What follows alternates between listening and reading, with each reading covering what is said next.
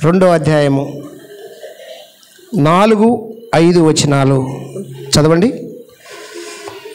ఎఫెసీ పత్రిక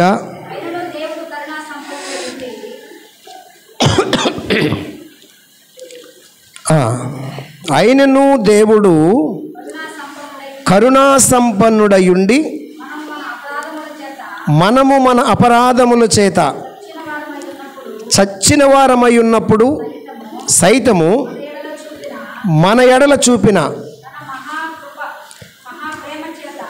తన మహాప్రేమ చేత మనల్ని క్రీస్తుతో కూడా బ్రతికించెను. కృపచేతనే మీరు రక్షింపబడి ఉన్నారు. ప్రార్థన చేద్దాం. పరిశుద్ధుడు, ప్రేమ కలిగిన తండ్రి, హృదయపూర్వక కృతజ్ఞతాస్తుతులు చెల్లిస్తున్నాను. చదవబడిన వాక్యంలో నుంచి కొన్ని విషయాలు మీరు ముచ్చటించండి స్వామి. నాతో మాతో మాట్లాడండి. వాక్యాన్ని విరిచి వడ్డించండి. మహిమ ఘనత ప్రభావాలు పొందమని యేసయ్య నామములో స్తుతించి ప్రార్థిస్తున్నాను తండ్రి. ఆమేన్. హల్లెలూయా. దేవునికి స్తోత్రము కలుగునుగాక. ప్రేమైనటువంటి జీవము కలిగిన దేవుని కుటుంబమా, దైవ సమాజమా, దేవుడు మన పట్ల చూపించినటువంటి ఆయన ప్రేమ, ఆయన ప్రేమ ఎంత ప్రేమ అంటే ఆయన ప్రేమకు కొలతలు లేవు, ఆయన ప్రేమకు అద్దులు లేవు, ఆయన ప్రేమకు మితి లేదు. ఆయన తన ప్రజల పట్ల అంత ప్రేమ కలిగి ఆయన ఏం చేశాడంటే మనలను బాగు చేయటానికి, మనలను రక్షించటానికి, మనలను శుద్ధి చేయటానికి, మనలను పరిశుద్ధపరచటానికి, మనలను క్రీస్తుతో సహవాసము చేయటానికి ఆయన చేసినటువంటి త్యాగము, ఆయన చేసిన త్యాగము ఎంత అంటే ఎంత అని మనం వెలకట్టలేము. ఎంత అంటే ఆయన ప్రాణము పెట్టినంత. ఎంత? ఆయన ప్రాణమే పెట్టాడు. ఈ రోజుల్లో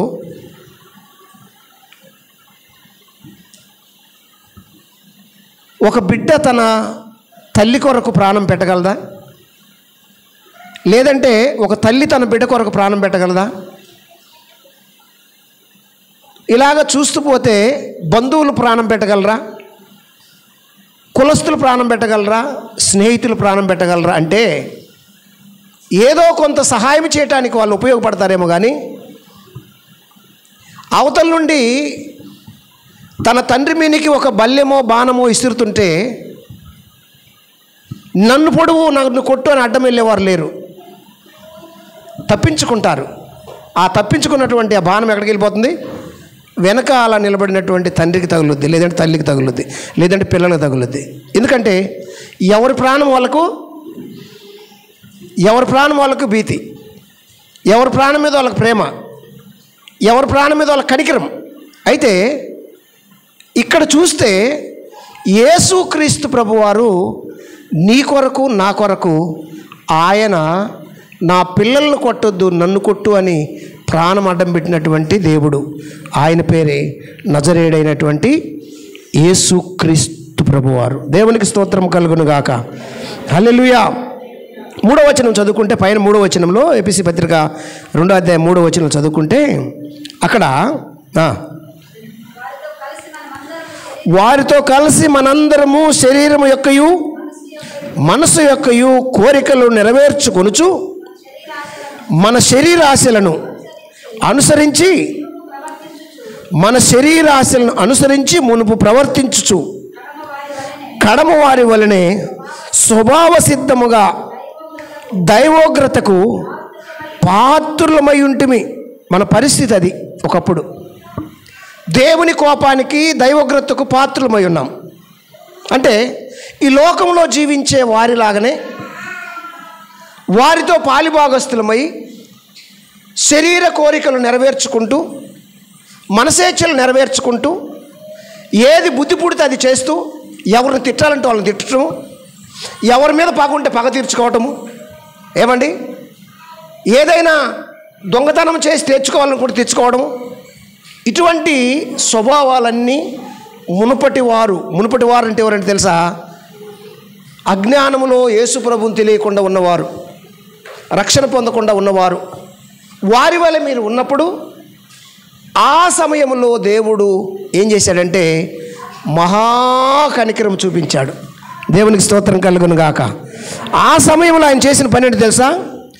ఆయనను దేవుడు కరుణా సంపన్నుడయ్యుండి మనము మన అపరాధముల చేతను చచ్చిన వారమై ఉన్నప్పుడు సైతము మన ఎడల చూపినటువంటి తన మహాప్రేమ ఏంటంట? మన ఎడల చూపినటువంటి మహాప్రేమ చేత మనలను క్రీస్తుతో కూడా బ్రతికించి కృపచేతనే మీరు రక్షింపబడి ఉన్నారు. కృపచేత రక్షింపబడ్డారు. కాబట్టి ఇప్పుడు మనం ఏం చేయాలంటే ఈ రక్షణ పొందినటువంటి విధానాన్ని ఏ స్థితిలో మర్చిపోకూడదు. అందుకే పౌలు అంటాడు ఫిలిప్పీ పత్రికలు ఏమంటాడంటే, నేను ఉన్నా లేకపోయినా, నేను మీతో ఉన్నా లేకపోయినా మీరు ఎల్లప్పుడూ మీ సొంత రక్షణను జాగ్రత్తగా కాపాడుకోండి. ఒక్కోసారి సేవకుడు ఉంటాడు, ఉండడు. ఏమండి, తోటి విశ్వాసులు ఉంటారు, ఉండరు. ఎవరున్నా లేకపోయినా రక్షణ ఏంటి? సొంత రక్షణ, నా రక్షణ, నీ రక్షణ. ఎవరు పొందిన రక్షణ వాళ్ళదే. ఎవరిచ్చారు ఇదంటే నజరేయుడైన యేసుక్రీస్తు ప్రభు వారు ఇచ్చారు. దేవునికి స్తోత్రం కలుగును గాక. హల్లెలూయా. ఈ సొంత రక్షణను కాపాడుకుంటూ ఆయన చూపిన ప్రేమకు ప్రతిగా మనం ఏం చేయాలంటే కొంతైనా రుణం తీర్చుకోవాలి. మనం రుణం తీర్చలేము అసలు. కాకపోతే భూమి మీద మనం జీవిస్తున్నాం కాబట్టి సాక్ష్యం ఇవ్వాలి. ఏం చేయాలి? సాక్ష్యం ఇవ్వాలి. సాక్ష్యం ఇచ్చేదా మన స్వామి యేసు దేవుడనసు సాక్ష్యమిచ్చేదా. సాక్ష్యమనగా గనిన వినిన సంగతులను, సాక్ష్యమనగా గనిన వినిన సంగతులను తెలుపుటయే సాక్ష్యమిచ్చు కొరకు నన్ను స్వామి రక్షించెనను సాక్ష్యమిచ్చేదా మన స్వామి యేసు దేవుడనసు సాక్ష్యమిచ్చేదా. పల్లెటూర్ల జనుల రక్షణ భారమున పయనగలదు, జనుల రక్షణ భారమున పయనగలదు. పిల్లలకును పెద్దలకును ప్రేమతో నా సహానుభవం సాక్ష్యమిచ్చేదా మన స్వామి యేసు దేవుడన్న సాక్ష్యమిచ్చేదా. అంటే యేసుని గురించి చెప్పాలి, సాక్ష్యం ఇవ్వాలి.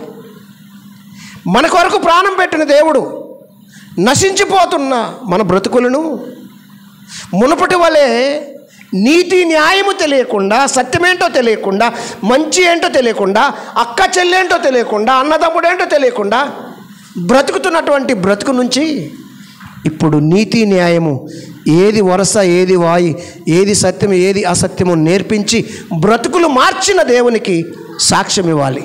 దేవునికి స్తోత్రం కలుగును గాక. సాక్ష్యం ఇవ్వండి. అందుకే మేము ఏదైతే మా కన్నులు చూసాయో, మా చేతులు దేన్నైతే ముట్టి పట్టుకున్నాయో, యోహాను పత్రికల్లో యోహాను భక్తుడు చెబుతాడు, మా కన్నులు ఏదైతే చూసాయో, మా చేతులు ఏదైతే పట్టుకొని ముట్టి చూసాయో, మేము ఏది వింటిమో, కన్నులారా ఏది చూసితమో, నిదానించి కనుగొంటిమో, మా చేతులు దేనిని తాకినో అది మీకు తెలియజేయుచున్నాము. ఇది సాక్ష్యము, బ్రతుకులో సాక్ష్యము. నన్ను నిలబెడితే 2 గంటలు కాదు, కొన్ని గంటలు చెప్పిన సాక్ష్యం తీరదు. నిన్ను నిలబెడితే కూడా అంతే. ఎన్ని మేలు చేశాడు దేవుడు, ఎన్ని మేలు చేశావు. పాట అయితే పాడతాం, ఎన్నెన్నో మేలు చేసితివే ఎటులా స్తోత్రింతును, నేనెటులా స్తోత్రింతును. ఎన్నెన్నో మేలు చేశాడు ఆయన, ఎన్నెన్నో మేలు చేశాడు. ఎలా స్తోత్రించమని చెబుతాం కానీ చాలామంది సాక్ష్యం ఇవ్వటానికి భయపడతారు. భయపడకండి. ఎందుకు భయపడాలి? ఏమండి, యేసుప్రభు ఏం చెప్తాను తెలుసా? శరీరమును చంపువారికి మీరు భయపడకుడి. శరీరము చంపువాడికి భయపడద్దు. మరి ఎవరికి భయపడాలి? శరీరమును ఆత్మను కలిపి నరకములో పడవేసి వానికి భయపడాలి. ఇప్పుడు శరీరమును ఆత్మను కలిపి నరకములో వేసేవాడికి భయపడే మనం రక్షణ పొందాం. రక్షణ పొంది నువ్వేం చేయాలి తెలుసా? ఆయనకు భయపడి ఆయన చెప్పింది చేయాలి. దేవునికి స్తోత్రం కలుగును గాక. ఆయన చెప్పింది చేయటానికి మనం ఏమయ్యామంటే రక్షణ పొందాము. దేవునికి స్తోత్రం కలుగును గాక. హల్లెలూయా. చూడండి 1:4 చూడండి, అందులోనే ఎపిసోడ్ రాసిన పత్రికలోనే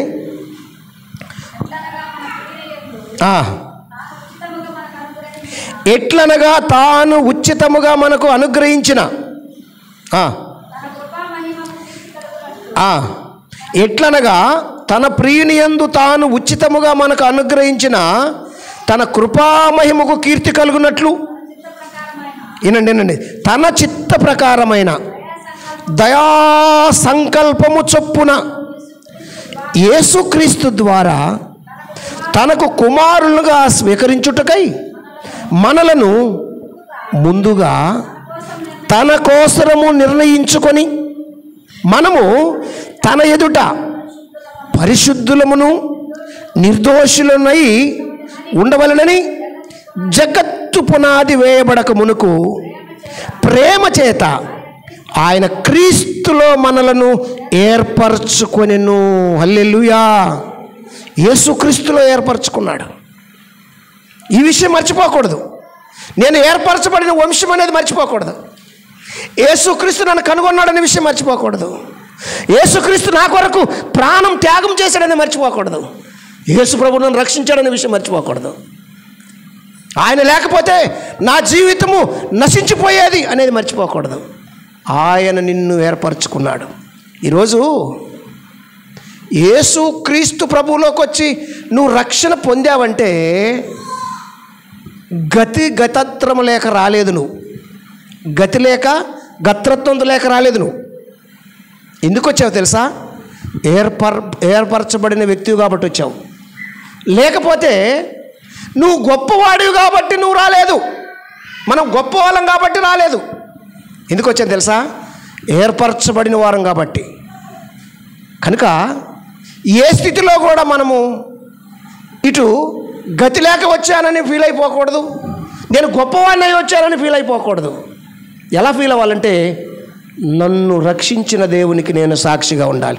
దేవునికి స్తోత్రం కలుగును కాక. నేను ఆయనకు ఒక పనిముట్టును, ఆయనకు ఒక సాధనము అయి ఉండాలి.